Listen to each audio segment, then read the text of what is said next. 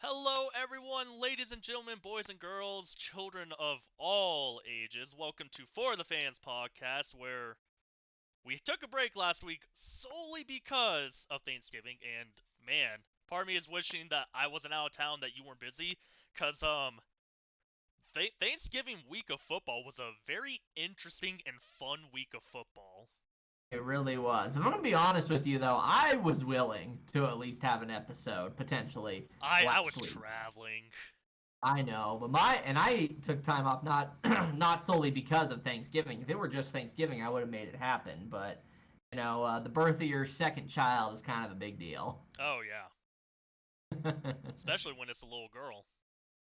Oh yeah, oh yeah. And you mentioned at the very beginning of this, you said children of all ages. I don't think she's gonna give a you know what Hey, about listening to football right Hey, now. I remember you talking to me about your son Caleb, and you said, "Man, that kid, even at 2 weeks old, turn on football, silent." A little bit different now, though. I'm gonna be honest with you. Hey, You turn on. No, no, I'm being real with you. You turned on baseball, you turn on basketball, and you turn on soccer because it's Middle World Cup right now. yep. You turn on any of those three, yeah, he's silent. You turn on football, no, I don't like it. No football. But hey, Oh, times have maybe changed. your little girl will like football for a little bit. Maybe, I guess we'll see. Time will tell. Speaking of which, I think I just saw your wife post a picture of your baby girl. Yeah, she had her little newborn special pictures. They're pretty cute, Oh, actually. so cute. Sorry, yes, we're talking about football. I'm getting very sidetracked. Yeah, if we need to bring it back onto the topic of football and being like, oh, so cute, you want to take it away from cute? Right after she finished that photo shoot, she had the biggest like poopy diaper you've ever seen. Oh So, man, it's like Lamar Jackson had to run to the. yeah, I gotta go. I gotta go. Oh, Oh boy. so let's All get right, with a little jumping bit of in. news with our injuries, cause Yeah. yikes. Yeah, there's a couple here that's like it's actually pretty darn serious. We have to announce that there are two players that are out for the season, both wide receivers. You got Darnell Mooney for the Chicago Bears, got an ankle injury, he's out for the season. Same with Allen Robinson, who needs foot surgery, he's out for the season. Not like it really matters for these two teams because the Rams and the Bears, let's be honest, they're done. They're Oh just yeah, gearing up for next year. y'all It's have what, it's like not the pleasant. number three, number four draft pick? Number two right now, actually. Ooh, ooh. For two and number three. Yeah, see, I like Yep. Oh yeah, me too. I'm like, let's do this. Tank Bowl. that. Yeah. All right. Then we got Darnell Savage, who's out with a foot injury. Travis Etienne's got a foot injury, and they're both TBD. Shane, you got any uh, update on either of those two? Travis Etienne and the Jaguars, from what I know, they are saying that he should be good to play on Sunday. Okay, cool, cool.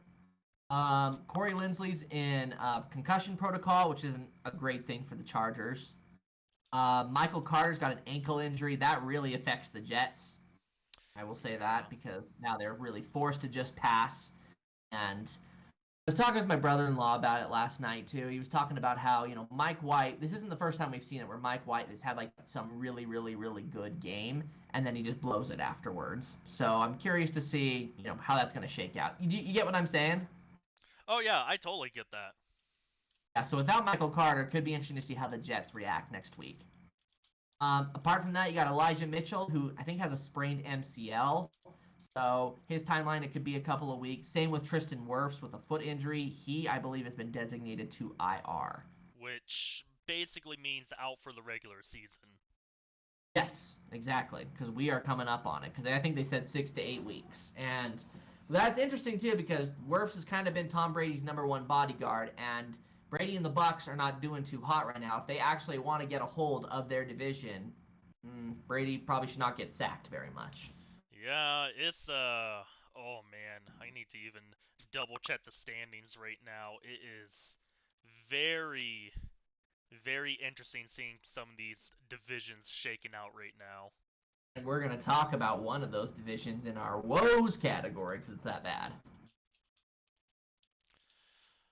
Yep, but Yep, let's not move great. on to our wow. Sorry, I'm getting messages at the same time. Okay, I get it. I'll jump in with the first wow here, which is something that's really interesting considering Josh Jacobs, who is the Las Vegas Raiders running back, was denied his fifth-year option. But here he is, made a dramatic ending at the end of the OT matchup against the Seattle Seahawks, ran 86 yards to score a touchdown in the final minutes of the game, gives the Raiders another much needed win, may I say, and also it was really good for fantasy owners this week. Oh I'll yeah, say that. I had him. There you go. There you go. 46 Um, points. yeah, I don't really know what to make of this because I feel like it's kind of a little bit of a shred of luck. It's definitely something that the Raiders need to bolster their spirits a little bit. I don't think it's too much to go on about. Definitely doesn't help the Seahawks go though because now they've lost their hold on the lead of the division. So, But I will um, say, I do think the Raiders should have re-signed Jacobs. oh no, I think so too. Especially I think since he wasn't he like rookie of the year as well, or no, he was robbed of rookie of the year. he was a candidate. Kyler Murray won Yeah, Rookie of the Year. and everyone was outraged because Jacobs did way more than anybody. Sure felt like it. That's for sure. Anyways, Um, Go with this one, Shane. I know you want to talk about this one. oh my goodness, I've been waiting so long to talk about. I wasn't able to watch the game, which was sad, but the Jacksonville comeback, that was honestly a very fun and exciting game to watch. It was pretty back and forth. There was turnovers on both sides. Trevor Lawrence had a couple of fumbles, but at the end of the day, the Baltimore Ravens had the lead in the fourth quarter, and the Jaguars did a 2-minute drill and beat the Ravens by one with zero timeouts with a good performance from Trevor Lawrence, and you can't mention this game without our mascot Jackson DeVille wearing a Speedo that's an American What was up flag. with that? Dude, that's the best mascot in the world. Don't question him. Well, I will question because he's not the best mascot in the world. He was voted most popular mascot for like 3 years in a row. Not anymore. Oh, is it the Philly Fanatic now? No, actually, I think it's blue. Boo! Hold on, I need to find this out now. Anyway, no, because it was like a whole contest with like every single mascot from like fast food restaurants like all around the world. And somehow Really? the Jaguars mascot won. I'm like, how did we win? That's odd. It was Did very all odd. Jaguar fans like pool together and say we got to vote him to win, whereas no one Dude, else really cares? how many Jaguar fans do you think there are in the world? I'm just saying, maybe all of them said let's vote, whereas everyone else was like, I don't care. You know We what I mean? we beat the Philly Fanatics, so I was very confused. Yeah, I'll say.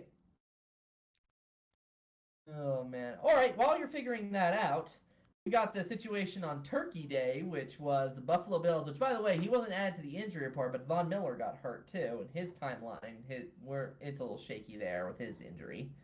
But the Bills, they avoided a close scare, near win against the usually awful Detroit Lions on Thanksgiving Day. To think that the Lions almost won on Thanksgiving against the Bills, a little crazy.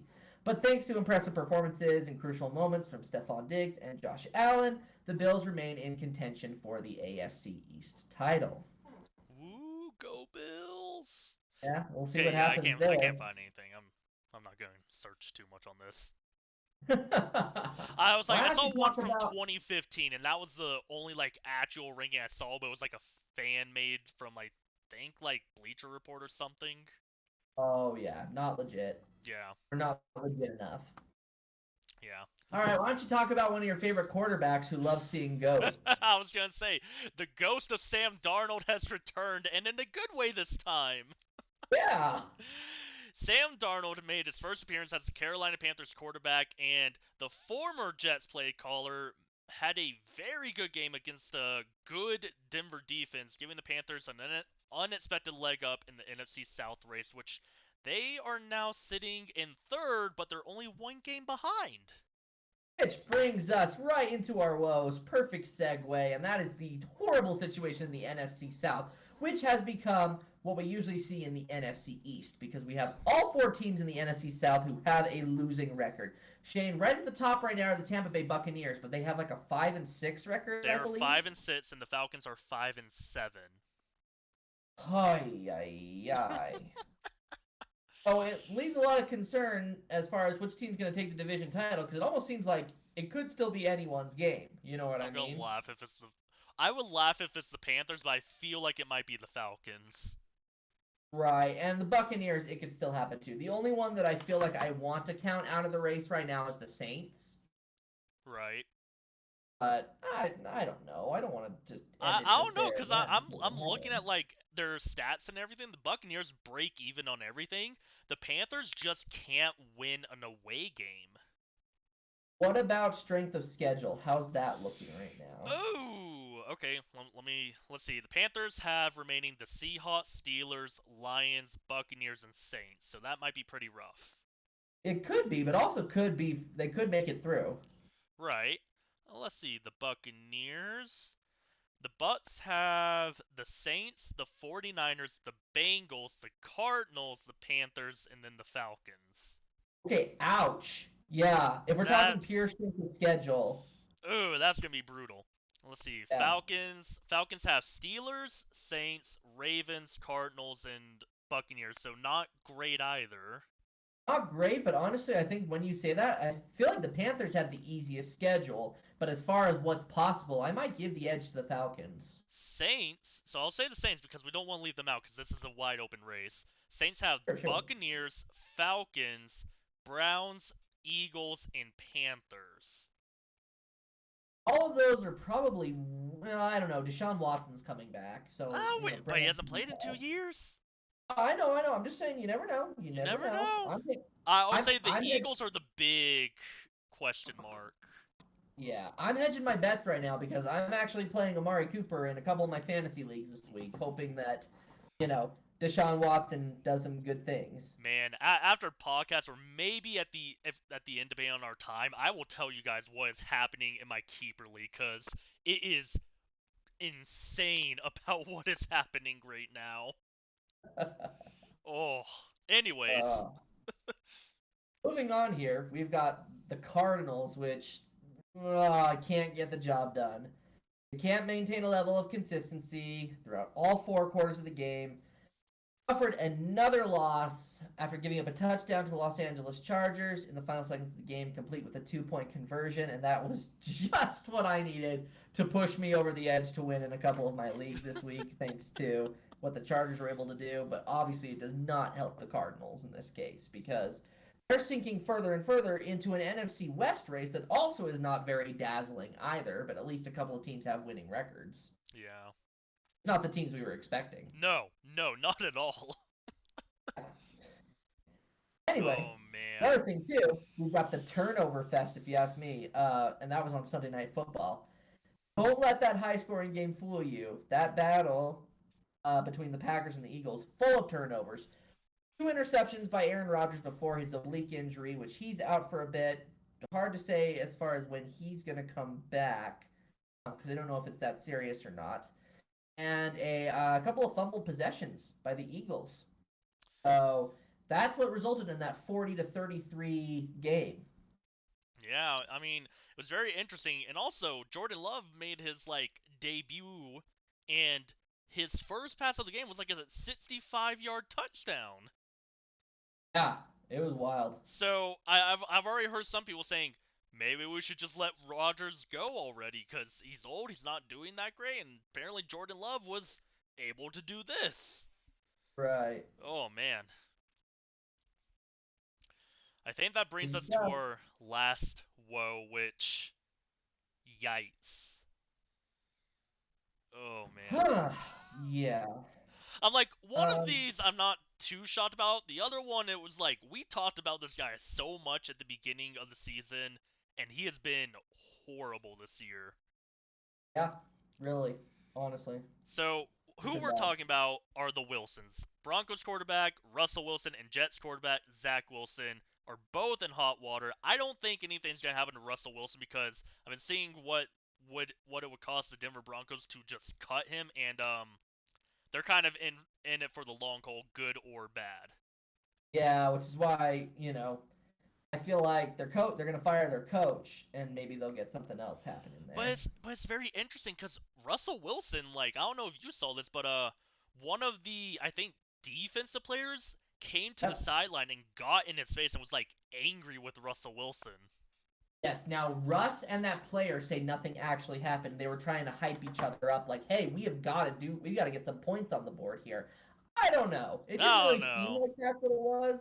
Yeah. You know what I mean? Now, about the other Wilson, Zach Wilson, he's in hot water because not only was he benched in favor of Mike White, he wasn't even the backup quarterback. He was the third string. They put him as QB3. But I was essentially to really it was to teach him a lesson because he did not accept responsibility for the loss that they had against the Patriots. Um, and I guess it was just really a way to teach him a lesson and to kind of potentially win back the hearts of his teammates because apparently his teammates were pissed with him. Yeah, he's done this whole like apology tour and everything. All I gotta say is our teams have seemed to come out with the two best quarterbacks from that draft class. Yeah, for sure, for sure. I'm still Um, telling you, I'm shocked Justin Fields fell that low. Well, he fell that low, honestly, because they were talking at the combine. I think it was something where they didn't really trust his passing evaluation, which yeah, there's still some questions there. And also, I think it was something that Justin Fields, when he was younger, he had epilepsy. He still Yeah, technically does have epilepsy, it was but the epilepsy they, talk that I think really did him in. yeah, that was like that made some teams shy away, which again, talking to my brother-in-law last night, I was kind of like, well, I'm glad that the Jets and the 49ers were like, oh, I don't know, let's take Zach Wilson and Trey Lance because as you said before too, I feel like Fields has been the most impressive quarterback from that draft class. But I mean, the thing is, it wasn't just Wilson. Like Wilson, I was questioning because I'm like, he had one good year at BYU, whatever. Trey Lance, I was Yeah. like, okay, is this guy any good? And people were just like, well, I don't know. And then we got Mac Jones who went before Justin Fields. I'm like, wasn't it Justin Fields and Trevor Lawrence like the top two quarterbacks of this class coming into this year? Check your facts there. Fields Mm. went before Mac Jones, but Oh, because the Bears traded up, and I think Matt Jones came right after or something like that. not long after he was drafted by the Patriots. Here, I'm gonna see. I'll find this. I'll find out. Yeah. Well, while you're talking about that, one of the interesting things about Zach Wilson too, I think they were doing an interview with Mark Sanchez, and they were talking about the situation with Zach Wilson and whether he could accurately respond to some of the criticisms, the heavy criticisms that you're really going to get in a big market like New York. That's and apparently, obviously it's been the thing of he hasn't really known how to respond to that properly with such heavy criticism and the poor play. Because let's be honest, Shane, coming from the two of us, we both know because we live in Utah, you get into that bubble of Provo, where Brigham Young University is, Mm-hmm. and it doesn't really matter a lot of the time who the quarterback is there. They're kind of always seen in a positive light. And if they're not doing well, then they'll put another quarterback in there. And then if the quarterback is doing well, that quarterback is God. No, That no makes sense? offense. Look at Taysom Hill with that. Exactly. And then so for Zach Wilson, you're right. He had one good year at BYU, which, mind you, Shane, was 2020. Mm-hmm. So what does that tell you? Not a lot of people were playing or were sick or all sorts of other stuff was going on. Yeah, he was a Heisman candidate. And it was kind of like, really? By the way, Really? Justin Fields drafted number 11 by the Bears trading up. New England Patriots drafted Matt Jones at number 15. That's what I thought. So it was not far behind. Not far behind, but still shocked that he went out of the top 10 knowing who wanted a quarterback. Right. Well, and I think that was our the thought process though in that draft that year was we knew that the first three picks were going to be quarterbacks. And really, even before the draft even happened, you and I remember we had our draft episode and we said, well, Trevor Lawrence is going to go to the Jaguars, Zach Wilson's going to go to the Jets, and Trey Lance is going to go to the 49ers. We just knew that was going to happen. The real question we said to ourselves is who's getting Justin Fields and who is getting Mac Matt Jones. And I Jones. think you and I talked with each other and we said, well, basically whoever takes Justin Fields first, the next team up is going to say, well, we'll just settle for Mac Jones. You know what I mean? Mm-hmm. So I remember we were looking ahead at this. We were watching the draft that night, and obviously the three quarterbacks went the way that we had expected them to. And I think we were watching when the Giants pick was up next, and all of a sudden we saw that the Bears had traded up, and It was kind of weird because it was almost like I was entered the twilight zone. I was like, wait, we don't have a pick in the first round. Wait a second, did we just trade? And in that moment, I think I either I called you or I messaged you, and I was like, we just traded up. I think you called me. I think we hopped onto Discord and just started talking about it. Yeah, I was like, we're gonna get a quarterback. And then you were like, and I think you said too, you're like, you better hope it's Justin Fields. Oh, and sure enough. man, and I want to say, I was worried about Fields for good part of this season and last year, but man, he has turned the corner that all NFL players need to turn. But he can't do it all by himself, and clearly that's been shown because now he's hurt. Yep. So, here's what I say. Wrap it up for him, call it a season, let him get healthy again, and let's get ready for next year. That's how I see it. Oh, I see that. I see it that way for you guys as well. Anyways, let's get into our matchups. Right. So we got Thursday Night Football. We got the Bills and the Patriots divisional matchup. Do you remember where they're playing? Are they playing in Gillette Stadium or at Highmark? Should be in Gillette. Okay. Yeah, Gillette. So hopefully we're not going to see a reprise of what happened last year where the Patriots just ran the ball the entire time and somehow won. Please, hopefully the Bills, never again. I would say hopefully the Bills' defense is better since then, but that Bills' defense has been hit by injuries recently, Von Miller being one of them. Mm-hmm. So, we'll see. That being said, we are both predicting the Bills to win. You say 31-24. I say 31-20. I think your prediction's a lot more accurate. Matchup monster for this game, I feel like I'm going to go with Stephon Diggs. Yeah, I figured you would go with Diggs. I feel like it's kind of the best pick here. I'm going to say Devin Singletary. I think they're going to go for the run game. Okay. Mm-hmm. I've been noticing that they either don't use him one week, but then he is used a ton the next week, and he wasn't used a whole ton last week. Right. Okay, that's fair. I can see that. Okay. Bears and Packers. Ooh. Now, you're actually going for the Bears to win here, 27-24. I'm saying 27-17. Now, we are faced with a very interesting conundrum here. Like you said, you pick Bears, I pick Packers. But there is a very distinct possibility that this could be the battle of the backups. Mm-hmm. Judging on how Aaron Rodgers' injury is going to be. I don't expect Justin Fields to play. If he did, I feel like the Bears would have this in the bag.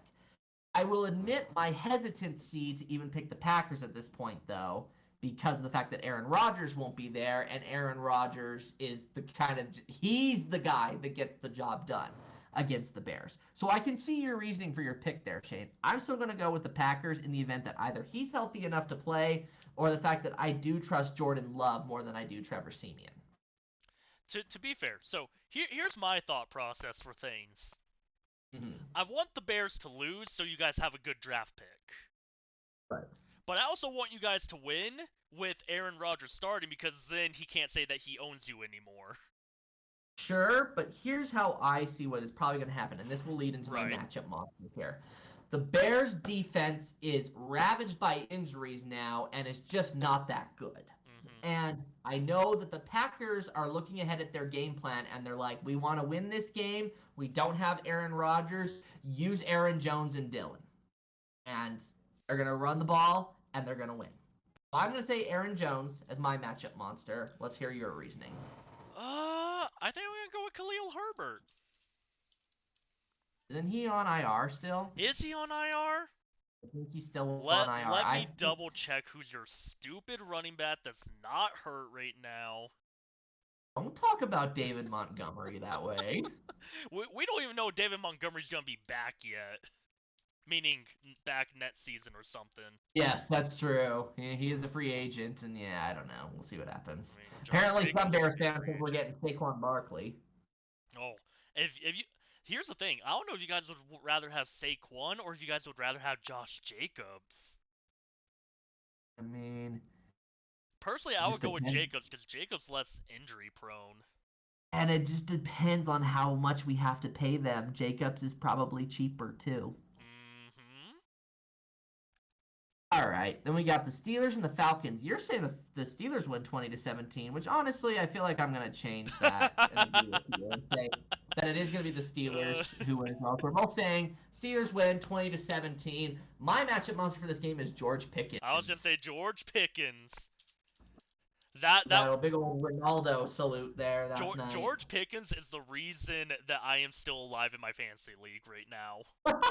I love No. it. Thing is, he's not even on my team. Oh, really? Oh yeah, like I said, it's crazy what has happened this week, and that's why I want to talk about when we get to fantasy, cause it is interesting. All right, a little bit of story time. All right, how about the Jets and the Vikings? We both picked we did not pick the Jets to win. We both picked the Vikings to win. You say 27-24, or I say 28-23. My matchup monster in that game, I'm gonna go with Dalvin Cook. I want to go with Dalvin Cook too, mainly because he didn't have a good game this last week, and I hope that they give him the ball a little bit more. Yeah, I hope so too. All right, this one I'm very interested in. I've seen so many things. I'm just like, oh man, don't get my hopes up. The Jazz are not that far behind the Titans and can still come around and take over the AFC South because they still got to play the Titans twice this year. So they beat them both times and win an easy quote unquote game with the Lions. They could be the front runner. I've been seeing all the speculations lately. I mean, we'll see. All right. I don't I don't think it's know. gonna happen, but this is like the fandom's just like, we have a chance. I'm like, please don't, please stop. I'm like, I'm happy. I'm like, we've improved significantly. We know where we need to make improvements at. Let's just play safe, have fun, make it a close game, and I'll be happy. The But funny thing is, we both picked the Jaguars to win. You say 27-24. I say 27-26. But honestly, my matchup monster in this game is going to be a Lions player. oh, okay, I want to hear it. I feel like I I'm think going with I know what Jamal, you're gonna say. I'm going with Jamal Williams, Yep.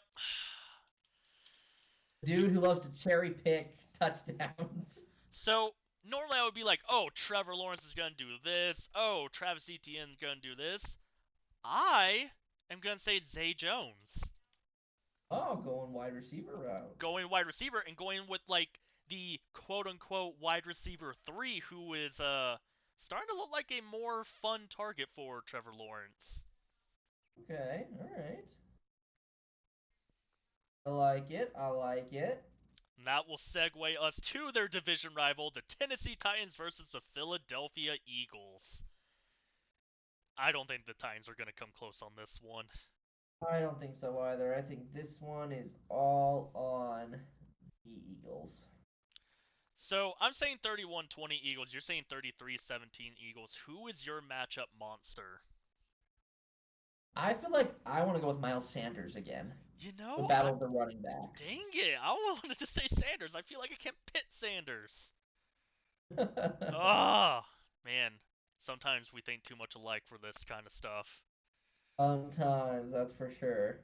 You know, I think I'm going to go with Devontae Smith. Okay, you're gonna take the passing route. I'm going to go the passing route. I'll go the passing route. Okay. Then we got the Browns and the Texans, the return of Deshaun Watson against his old team. Oh, man. I'm gonna say because Watson will probably take a little bit to get in the groove. I am going into this and I am saying that Kareem Hunt, not Kareem Hunt, jeez, Nick Chubb, hello, is gonna be the matchup monster. I have the Browns winning 30-17. You're saying the Texans barely eke it out 24-23. I think the NFL was completely evil for putting Deshaun Watson's return game They against his did former this team. on purpose, and you know it. It was evil. They did it on purpose. I know they did. 100%. That's why I want the Texans to win, because I'm like, if the Texans win, there's some behind the scenes stuff going on. Yeah. Uh, anyways, you're saying Kareem Hunt or Nick Chubb. Um, Good job. Okay, Nick Chubb. But I not Kareem Hunt. He's not even playing really there right now. He's sitting on the bench. That's true. I am gonna say the new quarterback, Kyle Allen. Okay. I love Uh, it. what else is there to pick on the Texans team? There's not much going on. Oh, I know. I Oh, know. oh, nope, nope. I'm gonna go Dameon Pierce. Oh, okay. Yeah. I I almost forgot that he was on there. He's been quiet lately. He's been quiet. Yep. Commanders and Giants. We both picked the Commanders to win. I feel like the Giants have kind of run out of steam. Does that sound like a fair assessment? Oh yeah, I feel like they've been getting lucky in their games right now. I feel like they've run out of steam now to actually do well and stay in the playoffs. I mean, to be Oh, fair, if the playoffs ended today, every single team in the NFC East would be in the playoffs. I know, right? It's kind of funny. It's kind of funny when considering a year ago we were like, wow, how are any of these teams going to make it to the playoffs? Yeah, exactly. But here we are, and you're saying the Commanders win 21-20. I say they win 21-17. My matchup monster in this game is going to be Chase Young. Oh, okay. Going the defensive route. I'm sticking with the run game. I'm going to say Brian Robinson. Okay, I like that pick. All Now right. let's go on to the sorry Broncos who are playing the Ravens. You say Ravens win 27-17. I say the Ravens win 27-14. Hopefully they don't blow this fourth quarter lead, because if they lose to the Broncos in a blown fourth quarter lead, it's over. The It's Broncos have to over. score more than 17 points, though. Exactly. So, but matchup monster in this game, I am gonna go with Mark Andrews. Mark Andrews is a good one. You know, I kind of want to say Gus Edwards.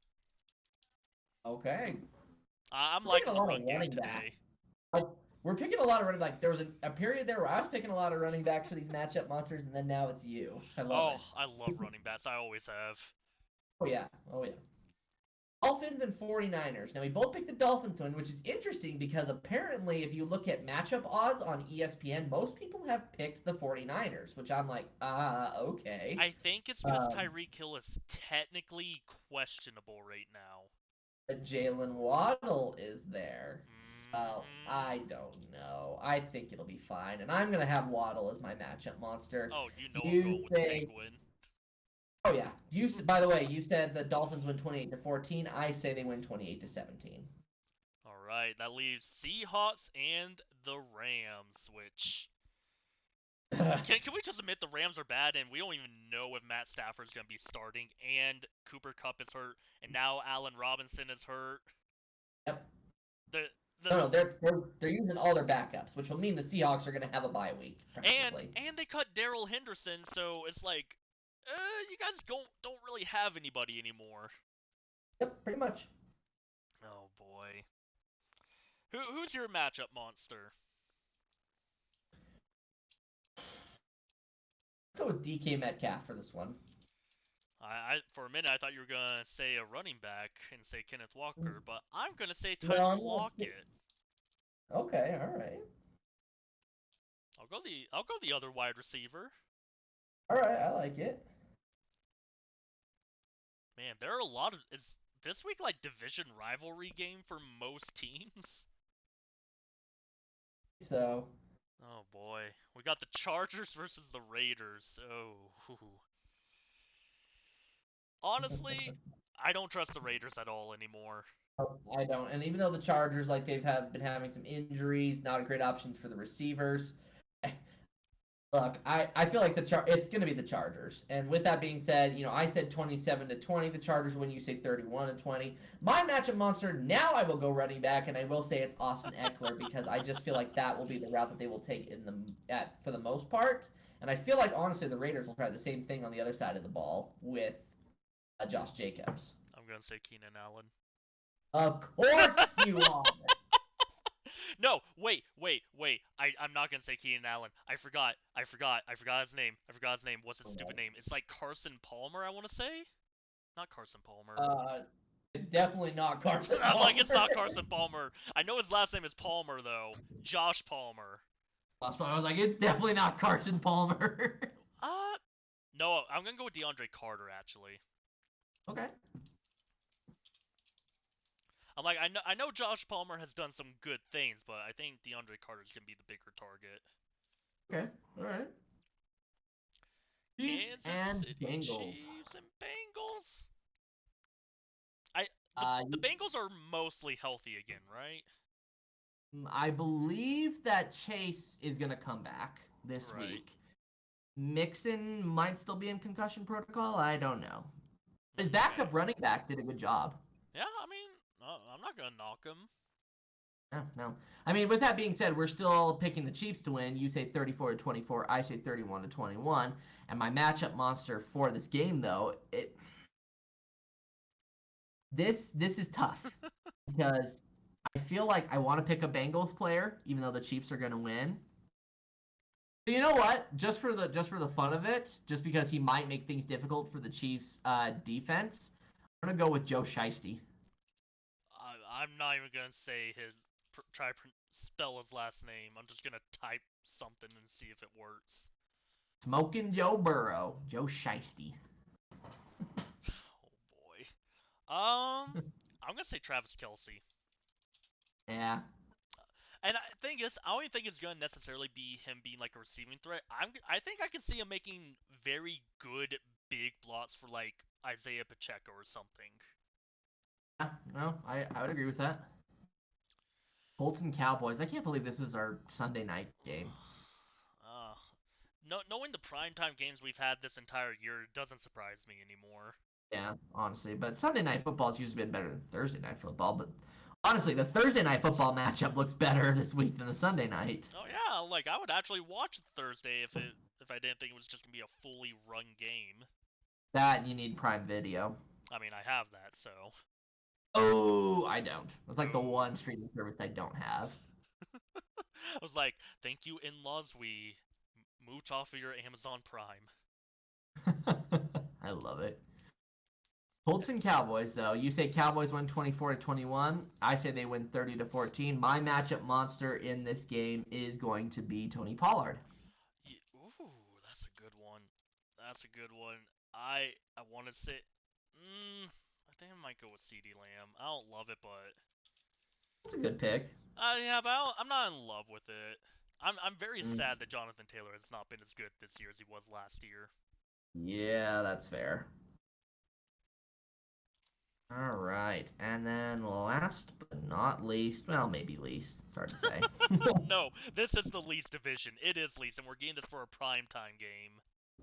Yeah. Oh Saints boy. and Buccaneers. Well, it is a big rivalry matchup, and we're disagreeing on this one. You say Saints win 20-17. I say Bucks win 20-17. My matchup monster in this game will probably be Chris Godwin. Okay, I'm gonna go with the other Chris, and I'm gonna say Chris Olave. Olave. There you go. Okay. And with that, that completes our matchups. Now let's touch into fantasy here a little bit, but I don't really want to take too much time because our For the Fun is one of my favorites. Man, And I it was takes like, a bit. if you want, because this is the last week for most people before the fantasy playoffs start. Yes. So I feel like most people are in or out. So do we want to hear my fantasy elite story and hear the craziness, or do we want to give people some advice? Because I feel like we kind Uh, of covered some of this. right. No, I say let's hear your story and a little bit of advice. Oh boy, is this a story? So the league manager, because this is my keepers league, the league manager was doing very low, and like he's kind of a lock for the number one pick. He's like, you know what? I think it would be fun to run spoiler on this one person who is currently the number 4 seed in a 10-man league. Me and one other guy are one game behind him. Oh boy. The man puts in George Pickens, so it's George Pickens versus Najee Harris, and if the league manager wins, the dude who's the 4 seed is now tied for the 4 seed with me and one other person. The league manager won by 1 point. Oh my gosh.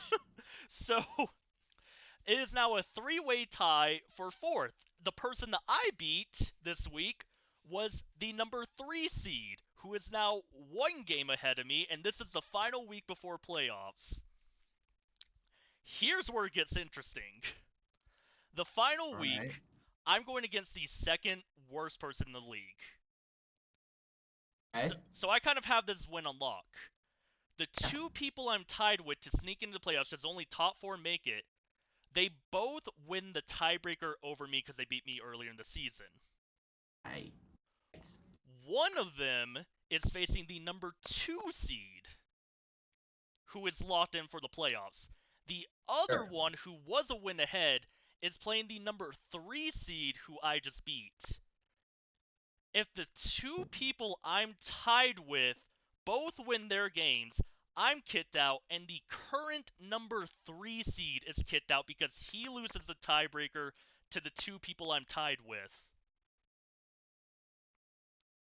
Well, okay then. And I beat him in a tiebreaker, so I'm just like, I need these two people to lose, so I need me to win, and I need the person I just beat to win, so I can sneak in as the number 4 seed. Good luck with that. I was told the statistics. The league manager was like, you have a 29% chance of making it into the playoffs. And yet, anything can happen. Oh, Any I'm like given sitting here. Sunday. I'm like, oh boy. I'm like, I need the number 2 seed. Like, yes, I know he clinched, but I need him to actually play this week. Yep. Oh, I'm like nervous. I'm like, oh boy, it is a race right now, and it is going to come down to literally like one game.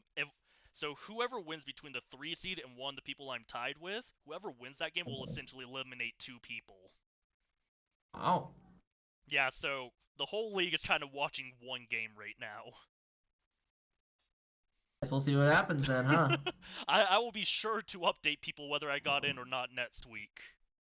Oh man, I love it.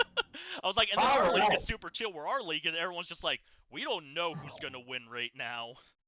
Yeah, because here's the thing: because our league is so small, at least the one that we have for our podcast, everyone makes it into the playoffs. Hmm. But I feel like it's hard to predict because there are players lately who are lower seeds who do not have winning records who have been getting wins lately. Hmm. The number 1 seed in our league right now, who was undefeated up until a week ago when I beat him, he has now lost 2 times in a row. I believe he just lost to you. Yep, I beat him this week. Yep. And then one of our other friends, whose record is the lowest in the league until now, he beat, I think, the 2nd overall person this week. Third. Oh, 3rd overall? But Let me man, double check that because now I'm curious. Now I'm curious. It's changed recently. You know here, what I mean? here, let me check. Okay, let's see the full standings.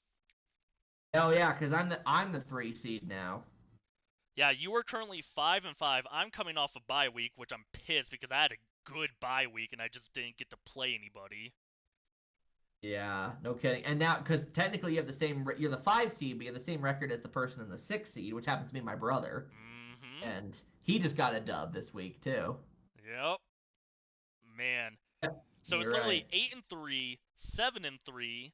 The 8-3 just lost to you. The 7-3 lost to the The lowest 7 rank. seed. Yep.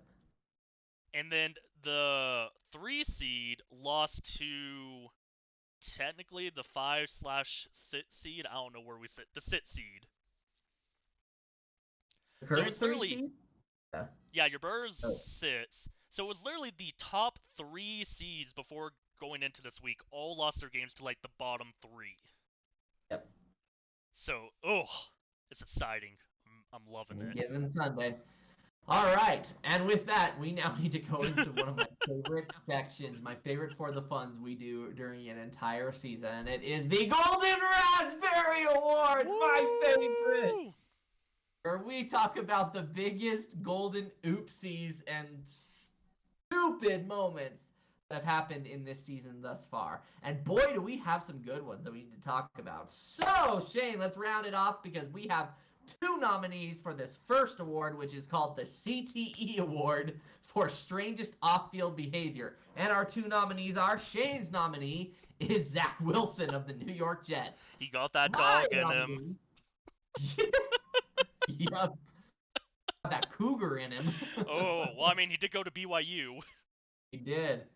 And my pick is Tom Brady from the Tampa Bay Buccaneers. Oh, Now, boy. I think most people would probably know why we picked these ones. Zach Wilson because of the whole situation with certain women that he's been involved with, and now it comes to the situation now where he's been benched. Me, obviously, I felt like I had to go with Tom Brady because one, he retired, then he unretired, then he got divorced. Hey, Yeah. he was like 2-0 when he got divorced. Yep, and now he's 5-6. So That's why I picked Tom Brady, but I can also totally see why you picked who you picked. I'm literally sitting here. I'm like, I don't even know who to pick. Like, these two kind of just deserve to be tied with each other for the weirdest off-field behavior. You know what? It is the Golden Raspberry Awards, and we decide anyway. So we're gonna decide this by a coin flip, Shane. So heads, it's Zach Wilson. Tails, it's Tom Brady. All right. From the coin, it's heads. Zach Wilson wins our CTE Hey! award. I'm gonna All bold it right. just so we know who won. Yep. Now we've got two nominees also for the Cody Parkey Award for worst kick. Shane, would you care to explain your nominee? So, I picked Rodrigo Blankenship because I was looking at here, and I know why you picked your person. I'll let you explain that.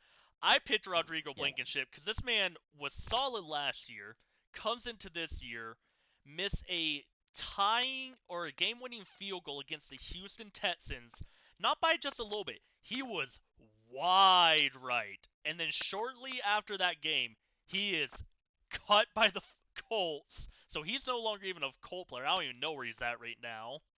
I don't even know either. Good question. I'm like, let me see if I can even find where he is right now. Look that up right now. Where I described that my nominee for this award is Will Lutz of the New Orleans Saints. Now, I feel like I have to give him this award simply because it is called the Cody Parkey Award because of the double doink that happened a couple of years ago. Yep. Well, the reason Will Lutz gets this nomination from me is because Lutz performed a double doink kick to try and tie a game in London. So and it didn't happen and the Saints lost. Rodrigo Blankenship was after being cut by the Colts, he was after a couple of weeks he was acquired by the Cardinals and played one game against the New Orleans Saints in week 7, and the next week he didn't do anything, and then he was cut by them after. Okay, just for you saying that, I think he has to win. So, to be fair, I'm saying Will Lutz solely because, as you said, we gotta give it to the person the award is named after. Right. Okay. You know what?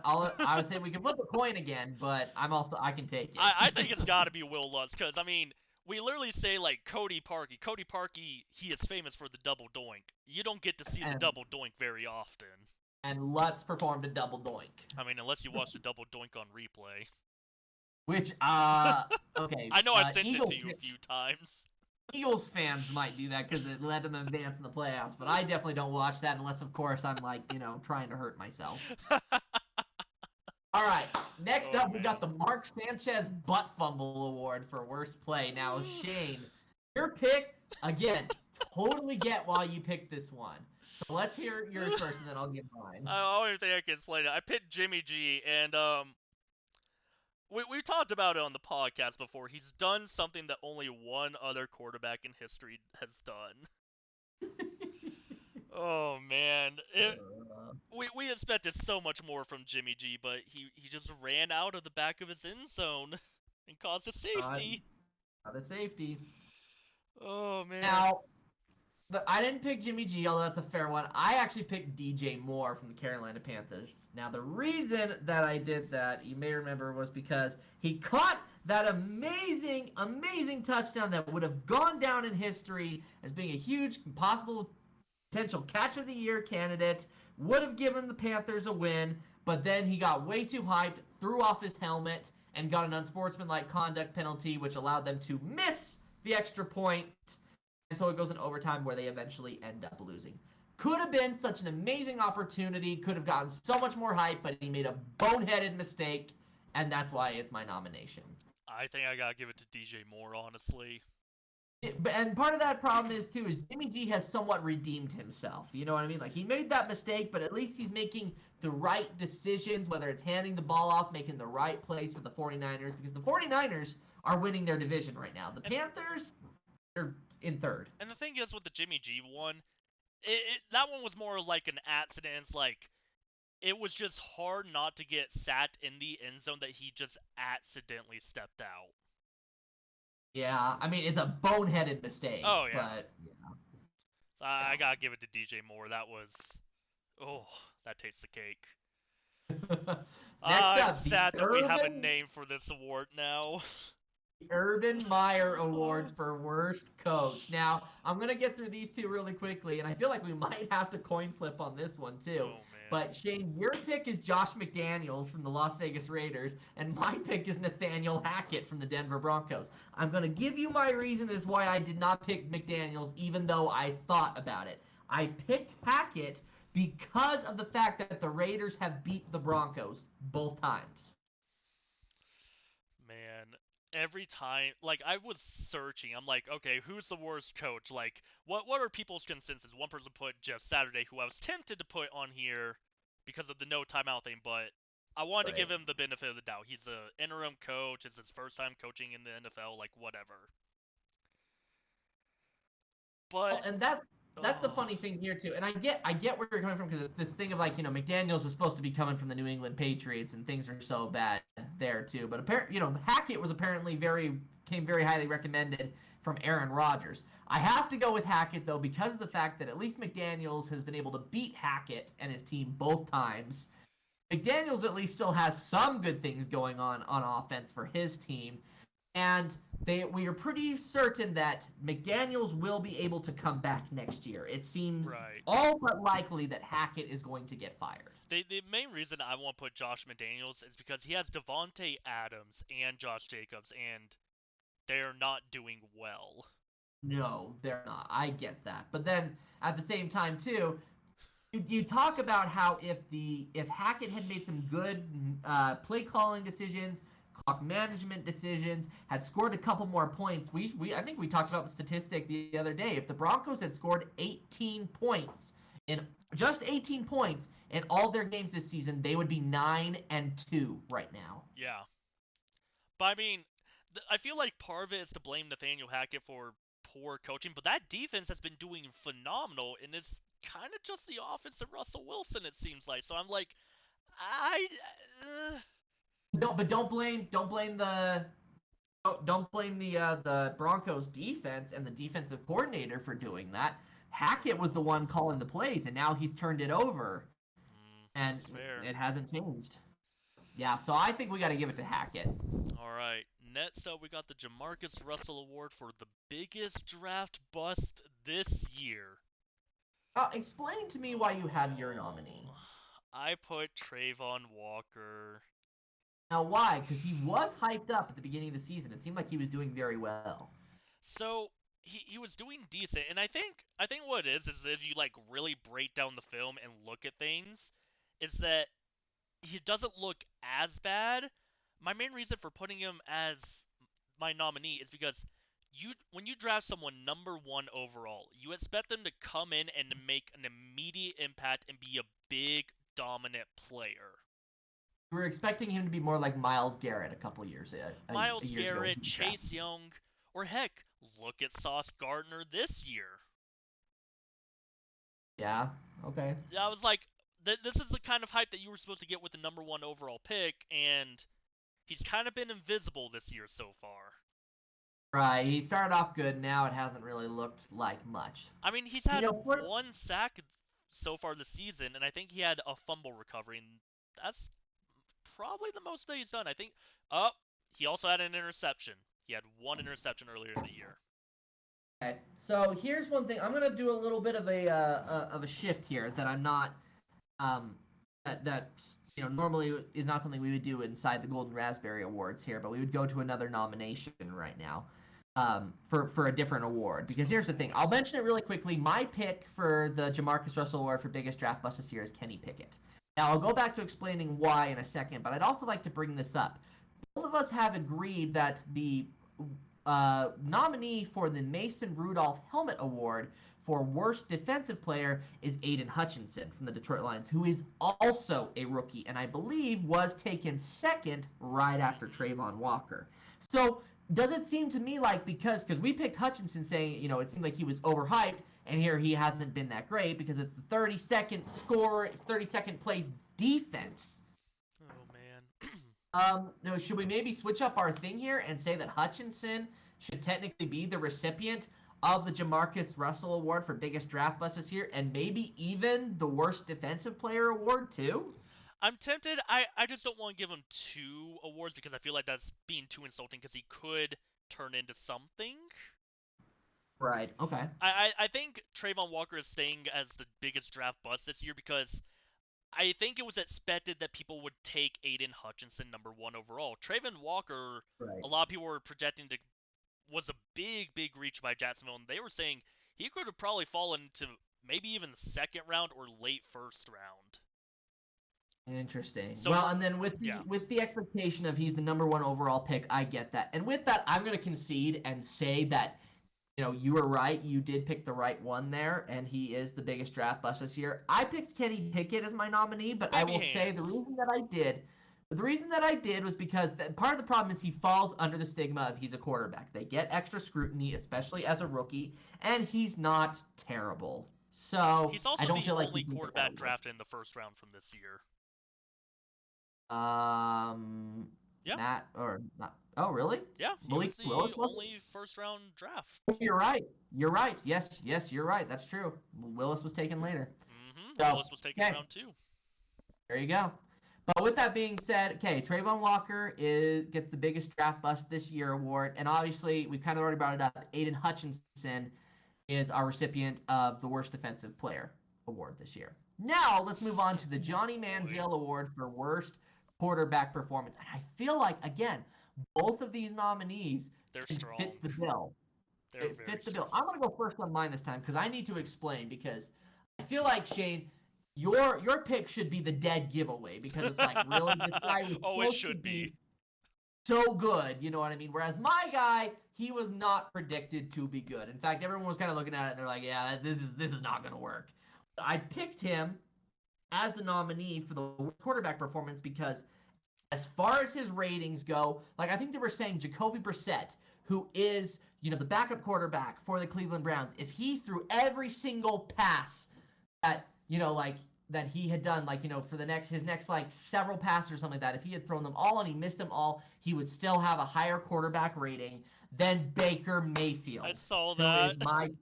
Who is my pick for the worst quarterback performance. The dude has been garbage. So bad. Hey, he's going to be a full-time commercial guy soon. He will be. So he's my pick here. But now let's go to probably what is the obvious choice for the award, which is yours. I feel like there's no explanation needed. We've been joking about it all season long. How can you not say Russell Wilson? Yeah. Broncos country, please no more. Oh, man. Russell Wilson gets that award this year. Did not think I'd be saying that at the start of the season. I think the crazy thing for me with this is, I think I'd rather him go back to Mr. Unlimited at this point. Yeah. Which honestly. is horrible to think, because I hated that. I saw that video show up the other day, and I'm like, I am so annoyed with this. But it's even funnier with his current persona, whatever you want to call it right now, because every player in the league is making fun of him now. Well, yeah, there's so many, and it's funny too because they're doing a million comparisons with him because one, he used to be great.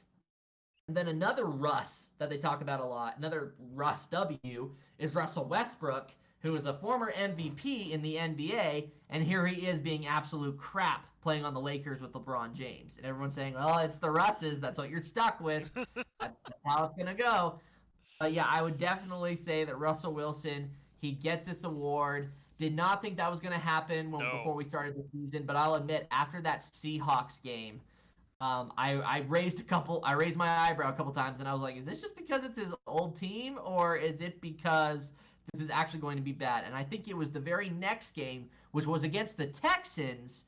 So yeah, I know, the Broncos won, but I remember with how badly they played, in that moment I went, uh-oh. I'm like, they barely edged out the Texans, barely beat the 49ers, barely beat the Jaguars too. Those are their 3 wins. Yeah, and the Jaguars, they almost didn't beat. There were some question marks going on a lot of that game. Yep. Oh, it has not been pretty for Russell Wilson.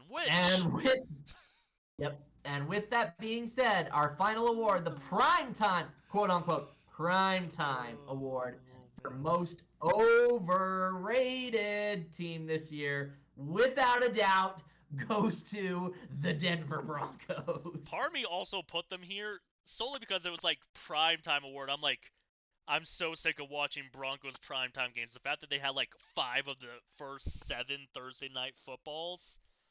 Yeah, Oh, that was torture. absolutely awful. Like, people were mad. They're like, oh, the quality of the Amazon Prime game is horrible. I'm like, you're complaining when it's the Broncos doing absolutely nothing.